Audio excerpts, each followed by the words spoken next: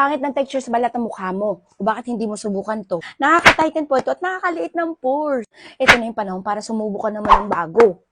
This is BYS Skin Green Tea, Perfecting Cleanser. Alam naman natin na sa beauty products talaga kung ano-ano na mga nasubukan natin gamitin at i-apply sa mukha para talagang masasabi natin na natagpuan ko na siya.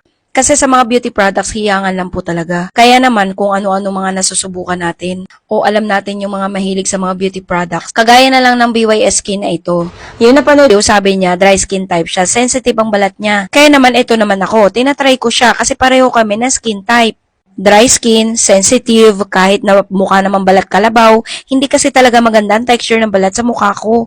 Or sa buong katawan na nga, hindi talaga maganda. So ito na nga, pinapakita ko sa inyo ang texture niya. At syempre, hindi naman matatapos ang video na to kung hindi ko susubukan sa mukha ko. Alam nyo guys, ngayon ko lang talaga na-try to dahil wala naman akong pambili talaga nito noon. Base nga sa mga gumagamit na nito at mga napapanood ko, ay ito na talaga yung mini-maintain nila. At syempre, hindi mo naman makikita ang result sa unang gamit mo pa lang. Kaya dapat ituloy-tuloy talaga natin para makikita natin ang result na lumilesen nga po talaga yung mga large pores.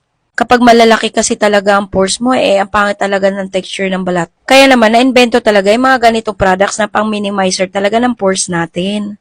Siyempre, alam nyo na kapag gusto nyo to.